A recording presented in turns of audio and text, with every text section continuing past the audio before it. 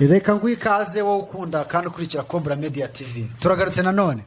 Uyu munsi turi kuwa gatanu, murabimenyereye kuwa gatanu abari Friday vibes. Ntago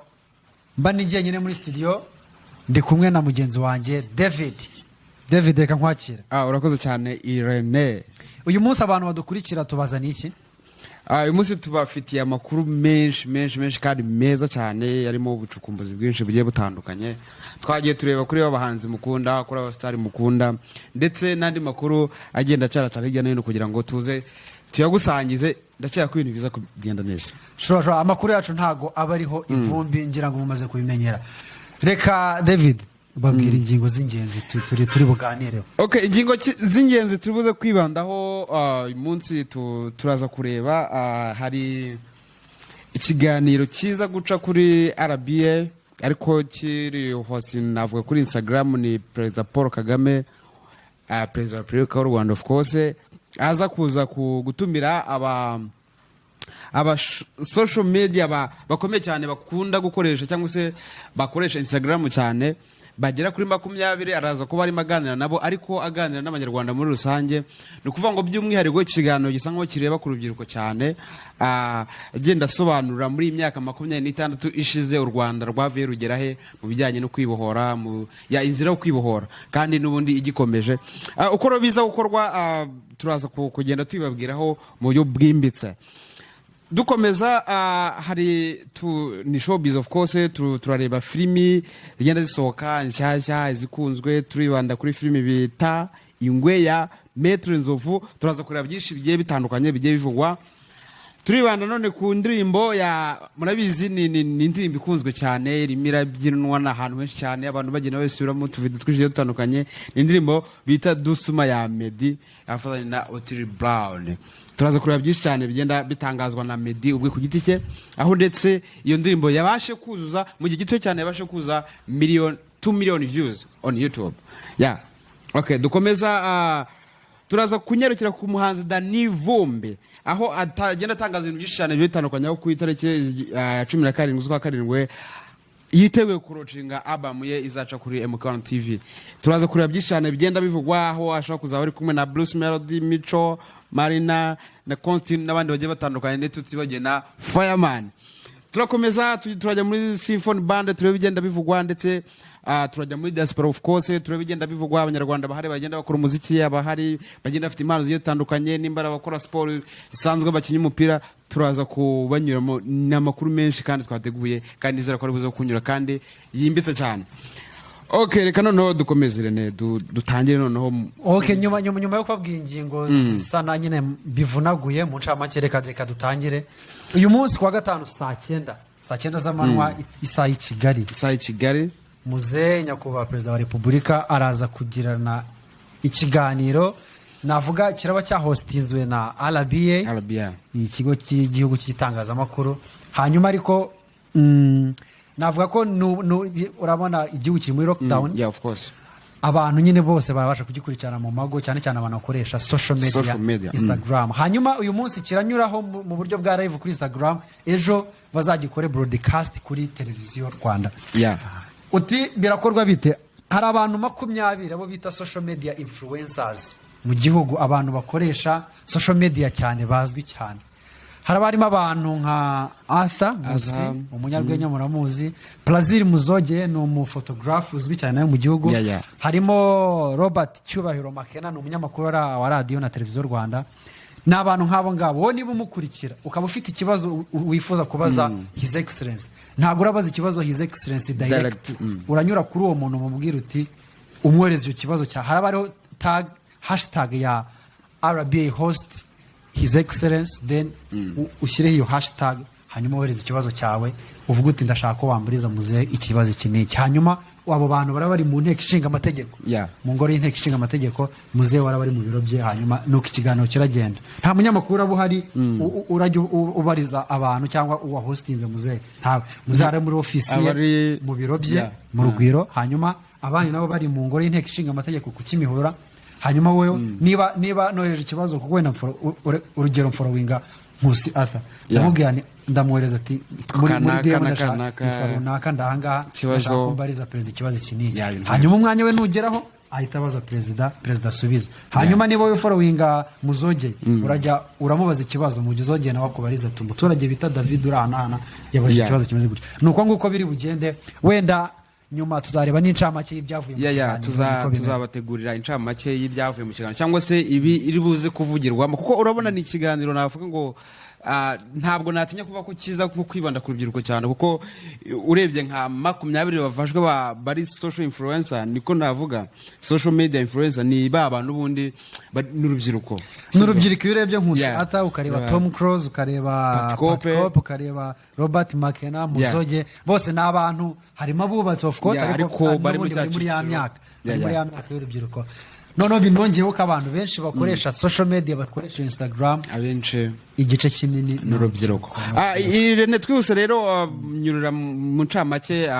badukurikiye ese mu by'ukuri iki kiganiro kiraza kwibanda kuki kiraba kigamije iki muri rusange ikintu kiraba kigamije murabona ku itariki 4 z'ukwezi kwa karindwi nta minsi myinshi ishize u Rwanda rwizihije imyaka 26 rumaze rwibohoye igihugu cyacu kimaze kibohoye so ni muri muzero nawe arafata umwanya gusangiza abanyarwanda muri iyi myaka 26 igihugu kimaze kibohoye igihugu cyageze kuri iki ni ibiki igihugu cyabashije kugeraho u Rwanda rwavuye he rugeze he muri urwo rugendo rw'imyaka 26 igihugu kibohoye ni izihe nzitizi igihugu cyagiye gihura nazo imbogamizi hanyuma barateganya gukora iki gihugu kirateganya kugera kuki mu myaka iri imbere ko urabona ko twafashe n'indi vision urumva hari urugendo racyakomeje twa indi vision ya 2050 urumva hari imyaka 30 iri imbere hari byinshi igihugu cyagezeho hari n'ibindi cyifuza kugeraho ikindi ni igitabo His Excellency ari gutegura ashaka kwandika kijyanye n'urugamba rwo kwibohora uko rwagenze nibyo ngibyo muri make ari buze kuganiraho bitabuje ko n'izindi ngingo bitewe n'ibibazo abantu bari bubaze ari buze kubisubizaho nuko bimeze urumva ni ikintu cyiza cyane ukurikiye ukunda Cobra Media TV ndagushaka ntuze kuhabura ukurikira abastari ba social media influencer Tom Close Patco n'abandi ko bagera kuri 20 nimba hari umwe ukurikira cyaje babiri uze guca kuri Instagram zabo Twitter zabo ugire gute ube wabaza ikibazo kiri ku mutima ukibazo His Excellency braba ari ikintu cyiza cyane nuko dukomeza rero ni muri ya showbiz imyidagaduro amakuru menshi nagiye atandukanye acaracara ku bastari bagiye batandukanye hano hari ifilimi navuga ngo irimo iraca ibintu kabisa ikunzwe n'abanyarwanda benshi cyane irimo inarebwa cyane kuri YouTube niko navuga ni filimi bita Ingwe ya Maître Nzovu nyuma yo gukirana bakanyobya no kwibamo igihe kinini ibintu bya filime nyine hari igihe nyine byari twavuga nyine hari uri mu bintu cyane wenda ukorera abandi bajya kubereka nkora ibintu kubera kinanye ntagerageza reka trying ngerageza ibintu byanjye ndebe ko byakunda Nzovu rero nayo yaravuze ati reka nshyireho nkore filime yanjye rero ibintu byinshi muri iyi minsi biri gukorera online kuri YouTube cyane afite filime rero yitwa Igwe ni byiza cyane kuko iyo umuntu nk'uyu nguyu afashe icyemezo akavanireka nkore filime ngire gute kiba ari ikintu aba yagaragaje ko ashobora kuba yakora icyo duha dusabwa nkatwe abakunda filime abakunda showbiz nyarwanda abakunda imyidagaduro muri rusange icyo dusabwa ni ukumutera inkunga umutera inkunga mu buryo ni ukugenda kuri YouTube channel ye ukareba iyo video ukareba nimba ari episode yasohotse nshyashya ukareba ugakora subscribe ugasharinga abandi icyo gihe umuteye inkunga ikomeye cyane bituma wa muntu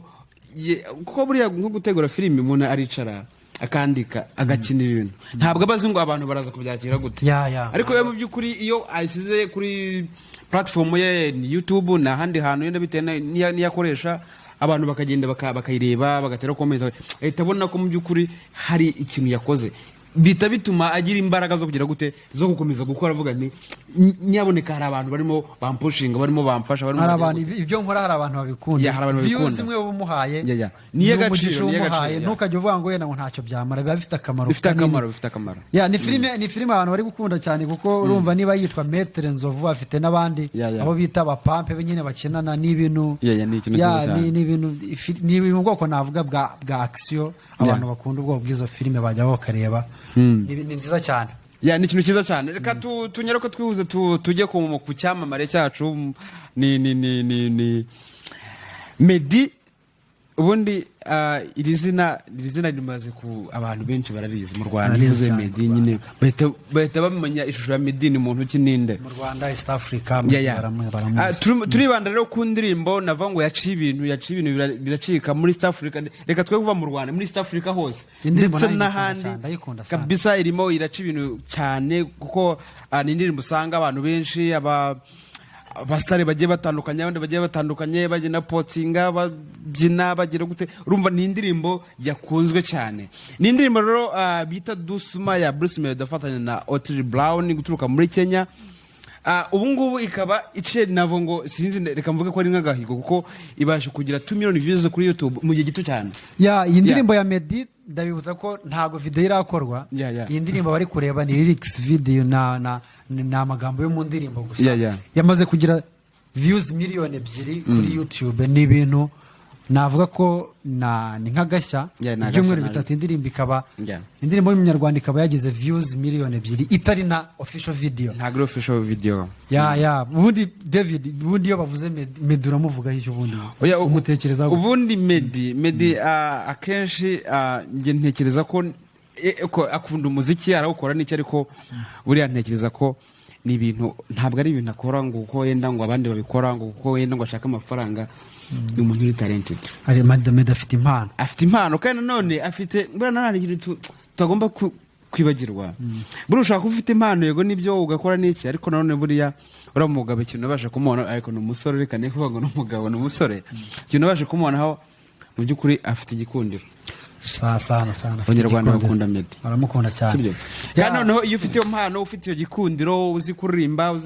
ibintu ngo biba byabaye fresh, ibintu biba byabaye neza cyane. Niyo gahandi usora igihangano abantu bakahita bagikunda ugasanga ibintu byagiye nahoze mbona mu minsi ishize abantu bavuga nyine Meddy wundi arabura akantu gatoya u Rwanda rugeza ku yindi level. Abonye management imufata neza, urabona ibi byose abakora nta management izwi afite, ni ibintu avuga ngakora wenyine. Abonye management ifite amafaranga ifite ama connection ikamufata. Meddy igihugu yakigeza ku rundi rwego. Niba umuntu akora indirimbo mu myaka 2 kabimaze kugira views 31 miliyoni akaba afite indirimbo miliyoni 2 views mu byumweru 3, nago ni ikintu navuga ngo nibuye rinda bashyize ku muziki nyarwanda. Uvuze ako kantu ko kuvuga ngo nta management iri official afite izwi. Itantekereza hari ikiganiro nakurikiranaga cya Mike Karango bari bamutumiye, sinzi ahantu yarari arimo bavuga ugiye kugaruka muri showbiz yagiye gushyiramo imbaraga n'iki. Yibaza impamvu kubera iki mu Rwanda dufite abantu b'abashoramari babona apote nyinshi bashora amafaranga, akibaza kuki mu muziki badashora ayo mafaranga kandi mu by'ukuri bashobora ko bakunguka mu buryo bushoboka ko dufasha nka Meddy cyangwa se n'abandi bameze nk'abo. Ni brand ni brand ikomeye, ni izina rikomeye washora amafaranga kandi ukunguka mu rwego rwo hejuru, sibyo? Nk'ubu we yidufate nko kuri Meddy, ndakeka abonye umuntu cyangwa se buriya umuntu umufata akamanajinga agashyira amafaranga ye yakorera bikomeye cyane, ndetse yagera ku rwego rwa Diamond, kuko na Diamond urebye hariya ni umushoramari wafashe izina Diamond. N'abantu babizeye babashyiramo amafaranga. Yafashe izina Diamond rimaze kuba brand, ashora amafaranga arunguka, Diamond nawe arunguka, kandi none umuziki wa Tanzania utera imbere, sibyo?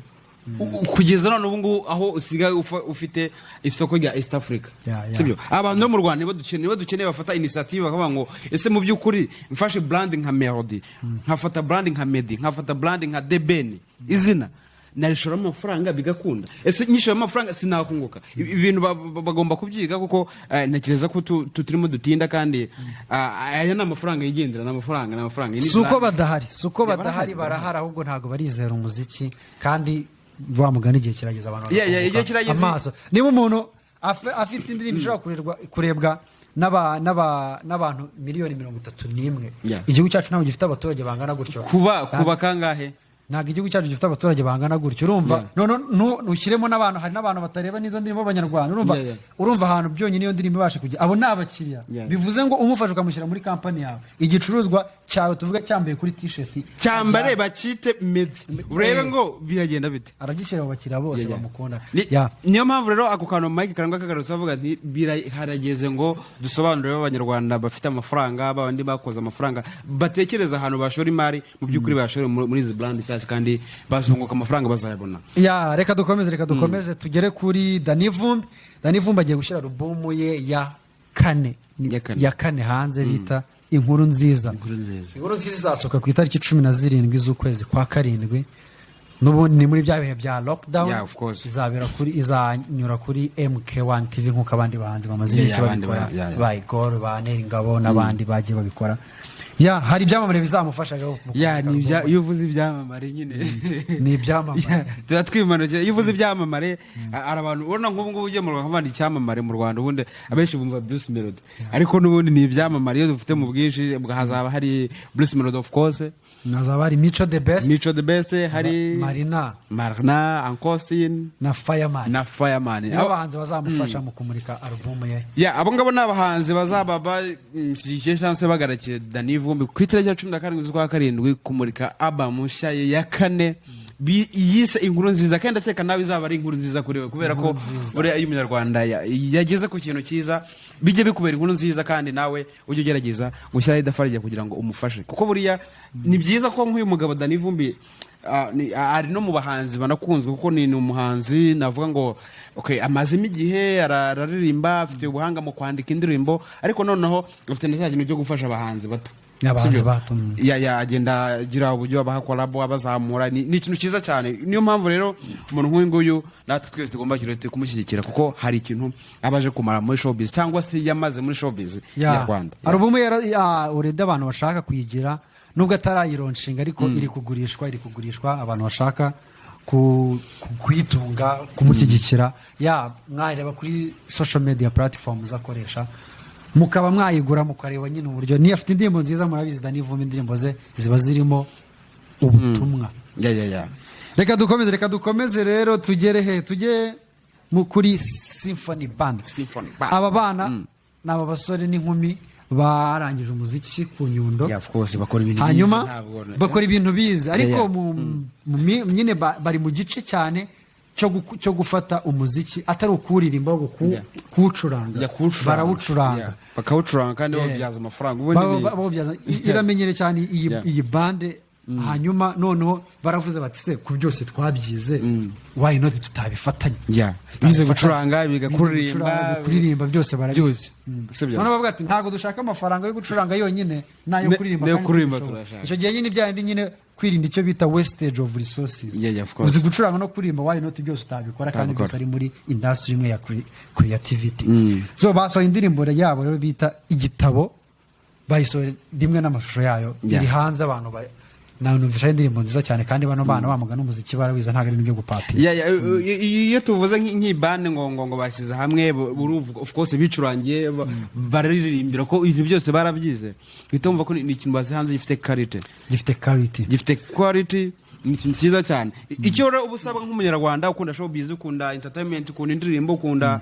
gushyigikira umunyarwanda mugenzi wawe, icyo usabwa ni iki: nyarukira kuri YouTube, kuri social media zabo bakoresha, bigira gute ubahe iyo nkunga yawe. Inkunga baba bavuga hano ni no kwireba iyo ndirimbo, ukayo views of course ikenewe, kasharinga, ndetse ukanakora subscribe nimbere umushya kuri channel yabo. Kiba ari ikintu cyiza cyane buriya ubateye inkunga, bituma noneho banabona ya nkunga ituma bakora indirimbo ya kabiri, indirimbo ya gatatu, bagakora album, bagakora n'ibyo bitaramo bigiye bitandukanye. Igitabo, indirimbo Igitabo ni indirimbo navuga indirimbo y'urukundo ivuga uburyo umusore arashaka kuratira abandi bantu umukobwa akunda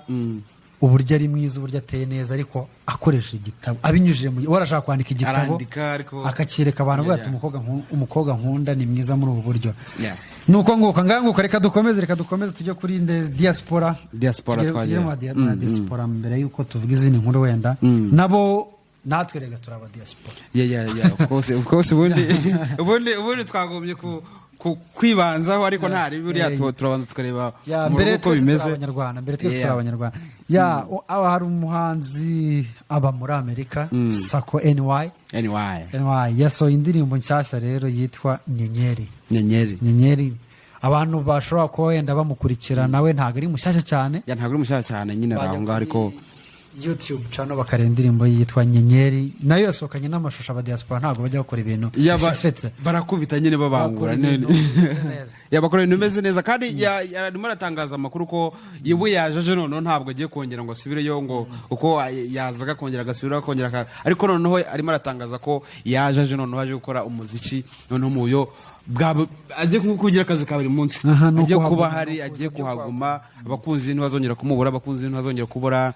ibihangano bye urumva ko yaje kandi agiye kubategura ibintu byiza cyane cyo musaba nagera gute nugo mushyigikira nta kindi reka tujye navuga ko tugiye ku tugiye ku kandi gace gatoya ariko byose ni imyidagaduro turimo ni na siporo diaspora hano turi noneho China hari umuhungu bita Kamoso n'umukinnyi w'umupira w'amaguru ubu ngubu ariko ubu ngubu kubera nyine ibihe bya covid ari mu gihugu ari mu Rwanda ratashye ejo ikipe ya RBA yagiye kumusura nyine ngo hano mu Bushinwa akina muri National League y'Abashinwa afite ikipe akinira ntabwo ndi kwibuka izina ryayo ariko ni umukinnyi w'umupira w'amaguru hanyuma rero ikipe ya RBA yo muri igice cya siporo ba Patrick Abarugira bagiye kumusura haba baramuganiriza hari n'amakuru avuga ko ashobora kuba yajoininga Amavubi nuko nguko bimeze urumva ni ikintu cyiza cyane kuko nimba umuntu of course ni mu diaspora kina hanze yenda yabonye ubuyo wajya mu gihugu abona ugenda bashobora kuba mugeraho bibaye byiza afite impano of course ko ntago wakina buriya nibwo tuvuga ngo yenda ngo muraza nta mupira uhaba ariko nkatwe tubana muri China turabizi neza kugira ngo ukine wenda muri ligue y'Abashinwa uri umunyamahanga ibyo byose ugomba kubuza umupira uko byakagenda kose umupira arawuzi imyitozo yakunda gukora umunsi ku munsi umupira arawuzi Kamusa arawuzi niyo mpamvu rero bibaye ngombwa ko kabisa uyu mwana ntabwo yaducika yagira icyo atanga se cyangwa se yagira umusanzu cyangwa se yagira nawe itafara ashyira kuri football nyarwanda ha Amavubi ndetse no mu yandi makipe agiye atandukanye ni ikintu cyiza cyane tugomba kwishimira ko abasore bakoze bakamusura bakagenda bakamuha umwanya ndetse akabasha kuganira n'abanyarwanda kugira ngo tumenye ko arahari abaho gute yakina gute urumva ni ikintu cyiza cyane urumva ko abasore tugomba kubashira ni impano ishobora kugira icyo ifasha ku mupira w'igihugu hanyuma rero ni muri urwego ikipe ya RBA yagiye kumureba baramuganiriza ariko nayo makuru urumva yaratambutse avuga ko ashobora kuzakinira Amavubi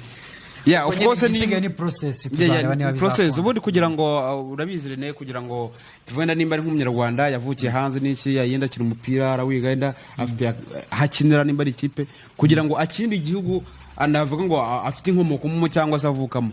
hari ibintu bagenderaho icyambere bisaba kuba nta kindi gihugu wakiniye nyine ndavuga ngo ikindi gihugu mu basiniya mu bo hejuru